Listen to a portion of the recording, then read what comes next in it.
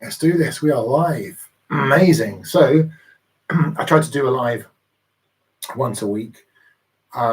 Just good to kind of do something unstructured, do the videos, do the shorts, but something a little bit unstructured. So I just wanted to cover some different aspects of what I've been seeing this week. So obviously, we're in Black Friday week. It's chaotic. Everyone wants to make the most money they can from their Google, and there's Facebook and all the rest of the email marketing running. So I just want to run through some different aspects. I want to talk about something I've been focusing on quite heavily this week is actually branded campaigns within Google Ads. Something that a lot of people misunderstand with branded campaigns, and the general consensus, and it's not right and it's not wrong, but the general consensus for branded campaigns is that if you're running a branded campaign, that you're going to get that term anyway. So first of all, what is a branded campaign? It's a campaign in which you're running for Google Ads, and you're running a campaign purely based on your brand. So say, for instance, I've just done a video on this. If you were saying Nike, you would run a keyword as an exact for the word Nike. And the reason you're doing that is, well, the first thing is, why would you do that? You know, one of the questions is, well, surely you would get that term anyway. Well, that's not entirely true. And I've explained this in my video recently, but I just want to just very quickly go over this because, again, it's a misconception. There are competitors who will target your brand name, especially if you're an established business. So what you're trying to do is you're going on the defensive. You're implementing a brand campaign to make sure that they're not using your brand against you. So if I was a competitor, say I was Adidas and I wanted to target Nike, then I could run a competitor campaign in which I target the word Nike. Now, is it something that happens? Yes, it happens all the time. Again, if you're an established business and you're going to get lots of other businesses or a leader in your industry, or you're doing well, people are going to target you or your brand name. And it doesn't just go for brand names for companies, it can also go for individual names if you're a well-known name as well, or a combination of name of an individual or a brand as well. So what you're trying to do is you're going on the defensive, but like I've mentioned previously, you're actually being proactive. And that's the name of the game, being proactive to make sure that if you're seeing that you're being targeted, then you're adding in a brand campaign. So what this is you're creating a campaign around your brand, and what you're trying to do is make it as relevant as possible. So for things like headlines, descriptions, what I like to do is, for say the headline, is pin in the actual brand name to make sure that when people are searching, they're seeing what the brand is. And obviously when we come to the description, we want to make sure we're focusing on the description very heavily around brand. And then we can add in the core products. And if we've got any sales, we can add those in throughout the headlines and descriptions. Now, remember, we're doing this because competitors are potentially targeting us. Now, if you're not running a brand campaign and you're being targeted, what can happen? And as crazy as this seems or sounds, it does happen. And I see it time and time again. Try this for yourself. Go into an incognito window and search for your brand, especially if you're a well-known brand, and see, do you come up with the sponsored, not organic, the sponsored links? Are you number one, or is a competitor ahead of you? If a competitor is ahead of you, there's a possibility that you're being targeted for a competitor campaign against your brand. So like I said, you're trying to protect your brand, and that's what can happen, is that even though you're putting in your brand, competitors are being seen above you in the search terms. What's that all about? That can't be legal, that can't be correct, can it, within Google? It is, and it happens all the time. Especially if you're not even running Google Ads, then competitors can run a competitor campaign against you, and you can actually lose customers. And this is quite serious. You can actually lose customers because people are searching for you. They're not seeing you at the top. They're seeing a competitor. They're clicking on their sponsored link, which then potentially might have better offerings than you, or very similar, or maybe they've got better reviews, better core products, just more enticing for them to go. And I see it again, time and time again. So just be careful with a branding campaign, have some understanding. And that's what I'm trying to do, is give some understanding to why having branding campaigns, it's not necessarily all of the time, but it's something that's handy to have, and just be aware of what's going on. We've got to be situationally aware. And I think the more I speak to people, there's a lot of confusion around branding and why we need branding campaigns within Google. And this is the reason. That's the first main reason. Number two, and again, this is, you may not know this, but if you are running a PMAX campaign, you potentially might be targeting other brands and not even realize you're doing it. Because what happens with a PMAX campaign, we have a lot less control over PMAX. Now Google's given us a little bit more data where we can actually see a little bit more of where our spend is going with the PMAX campaign, whereas before we might have had to add in scripts. We can see a little bit more data, which is good, especially if you're running an e-commerce. You know whether if it's going to search more or if it's going shopping, and the way you can see that is by seeing where it says feed on the data. You can see if it's being fed to a to your feed through shopping, or if it's going to a search. And again, you can adjust your strategies based on that. And this is all, it doesn't matter if you're spending 30 a day, 3,000 a day, $10,000 a day. It doesn't matter on the ad spend. The principles here are still the same. It just means if you're spending a lot more money, then potentially you're getting a lot more data, a lot bigger, you can make a lot more decisions. But then if you're spending a smaller budget, but then your target area is local, if you're a local market, then again, the principles are going to be very, very different. So again, just remember, it's relevant to your situation. So we need to make sure that if we're running a PMAX campaign, that again, we are knowing that potentially we are targeting other brands and not even realizing it. So again, that's another reason you might want to add a brand campaign to your Google Ads. So remember that also, if you're adding a brand campaign in, your quality score is going to probably be 9 out of 10 or 10 out of 10 because it's your brand. And obviously with your landing page or website, it's going to mention your brand. Then your relevancy is going to be high as well. So what that means for you as an advertiser is your cost per click, how much you spend on the ad's going to be a lot less than say a competitor. So if I was Nike and I run a brand campaign because I seen that Adidas was running a competitor campaign against me, then it's going to cost me a lot less than what it's going to cost them. And the chances are I'm going to be in that number one spot. So you can start to see there's some strategy, understanding around why we potentially can add a branded campaign to our Google Ads.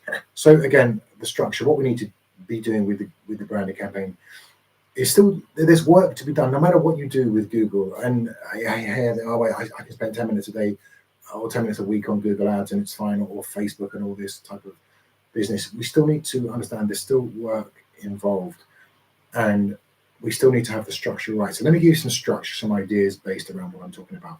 What do we need to do to improve our brand campaign? We need to add negative keywords. We need to make sure if we've got several campaigns running in our Google Ads, so say we've got a branded campaign, we've got 2, 3, 4, 5, 10 search campaigns. What you need to do with those other search campaigns is add the brand keyword as a negative to the other campaigns. Now, why are we doing this? Because we only want the brand campaign to trigger for that keyword, and that way we're getting pure data. If we don't do this, our campaign's going to get diluted. We're not going to know. And again, this is the key. When you're building out campaigns, have an understanding to the structure. Why are we doing? You should be knowing why you're doing what you're doing. And I see too many campaigns. It's a mixture. It's 3, 4 PMAXs. It's some search campaigns. It's this campaign. It's that. And when I ask potential clients, or if I'm doing audits, why are we structuring the campaigns the way we are? I don't know. I thought maybe we could try this, or we've got to have some understanding to what we're doing. So by having negative keywords, we're adding in that structure. We'll make sure we're funneling the traffic to the right place. So that's the first thing. If we're running, say, a branded campaign with a search campaign and a PMAX campaign, add the brand exclusion for your PMAX campaign. Now, if you don't know, if you don't have that already included with Google, you can actually ask Google to include your brand, and it will take up to 4 or 5 weeks.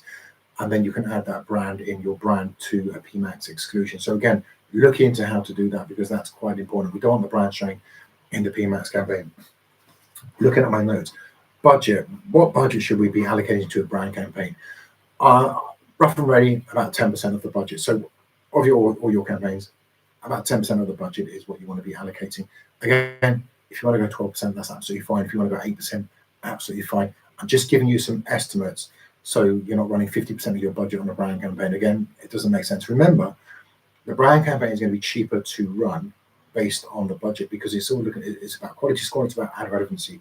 So when Google is looking at your landing page website, it knows that you are the brand. So it's going to be a lot less, like I said, than others. 10% more than enough for a branded campaign. And remember, as you're getting data coming through, as you're running this for weeks and months, you're going to get data through. So you're going to see eventually, more data, more. What is your actual cost per click? Where are you getting the information from? But just look at the other campaigns you're running, see what your cost per click is, and you can add that in for your branded campaign. Search terms that you're adding in, make sure you're adding them in as exact. Why? Because it's the closest variant to the campaign. Don't adding it as phrase or broad. If you want to do that, you can, but best practice, adding the phrase in, adding the term in as exact is the closest variant, because you only want to target the exact term of the brand.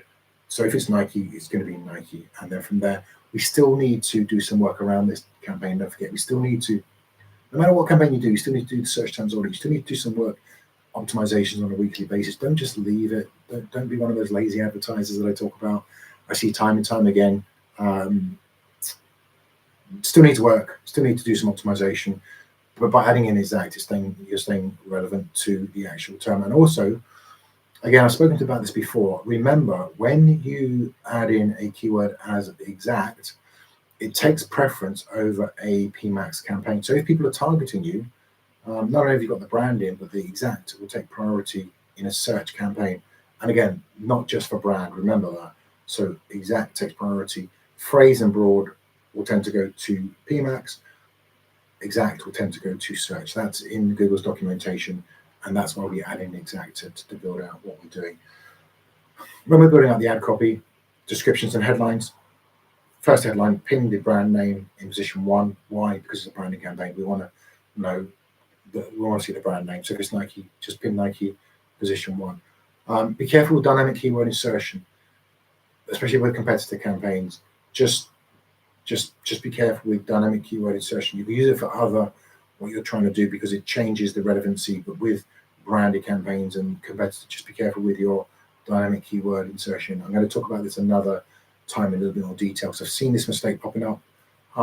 Maybe we're trying to be smart, and we just need to have a little bit of understanding of what we're trying to achieve with the dynamic keyword insertion. So don't bother with dynamic keyword insertion. Just have headlines, just pin, and then the rest of the headlines and descriptions, we want to add in the core services that we're trying to promote, and any sales you can add in as well. Description, the first description, brand heavy again. So you can see what I'm trying to do is, it's a little bit of kind of almost common sense, but if it's a branded campaign, then it wants to be focusing on brand. Then the other headlines and descriptions we can add in as the core promotions, or the core functionality of what we're trying to promote, and any sales that we would potentially want to add in. And this brings me on to the ad assets.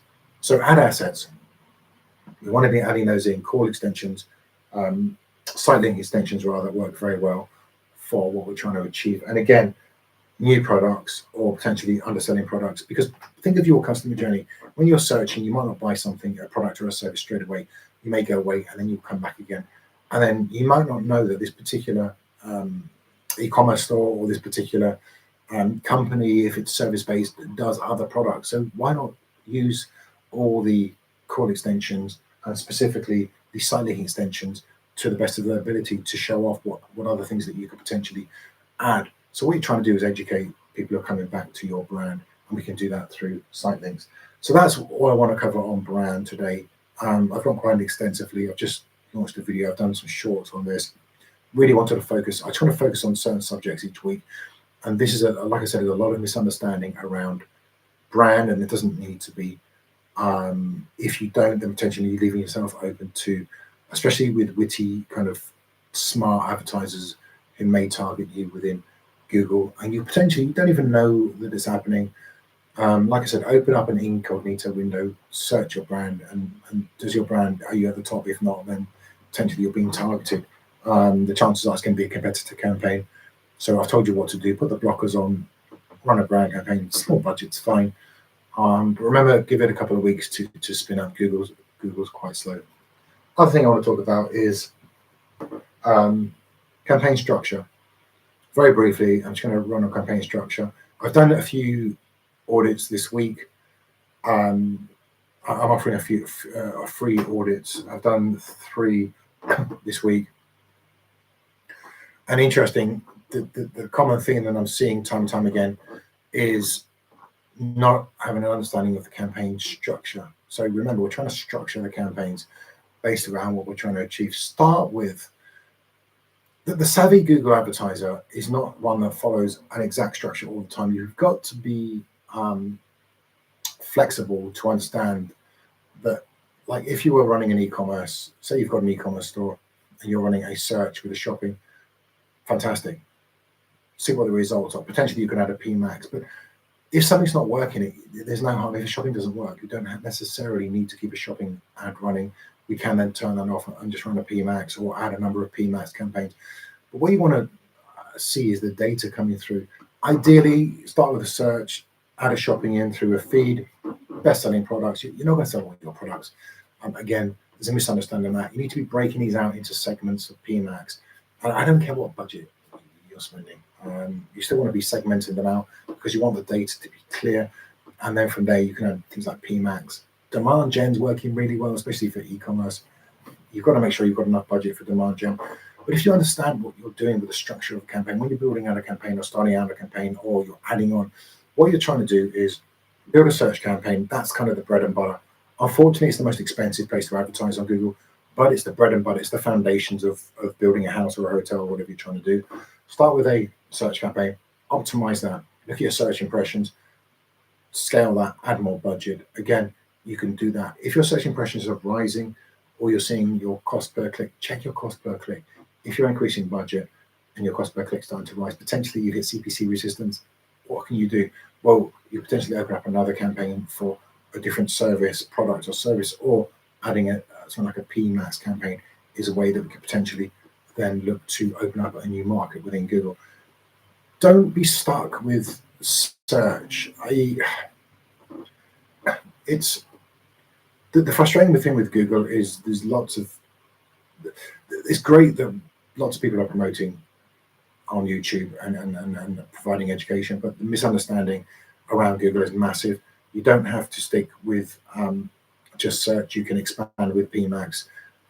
Try demand gen if you've got the budget. If you're doing a national campaign, you have to have enough budget. 5 or 10 or 20 a day is not going to cut it, pounds or dollars. If it's national, if it's a small area, then potentially. But remember, think of this: search is the basis for what you want to achieve. If you want to scale up, then potentially, if you're service-based, you can add a PMAX campaign and then potentially a demand gen. Absolutely now I'm adding in a demand gen as well. Demand gen acts like Facebook. So think of it as a Facebook ad. Would you leave 2 or 3 ads to run for months and months and months? Some advertisers will tell you, yeah, we left this ad on for 2 years and it made us 10 million. It's like, really? So you had no other ads running on top of that? You were testing nothing else? It's just like, really? Just take everything with a little bit of pinch of salt. There's a lot of BS around the industry. And again, with demand gen, keep updating the creators is what I'm trying to say in my own way.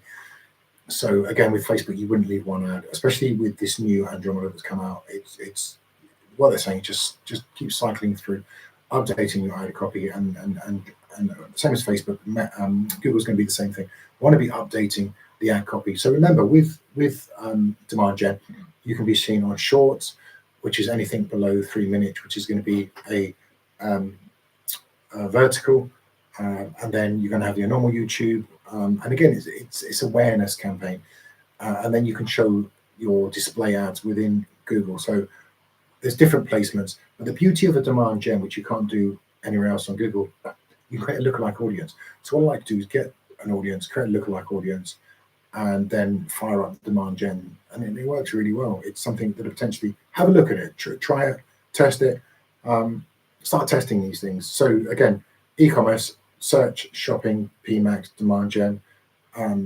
You can break out two shopping ads. You can have primary and secondary feeds running into a shopping ad. PMAX, again, you want to run those because it shows across a number of different placements. And for awareness, adding in a demand gen works really well. Jumping onto service-based, start with a search campaign.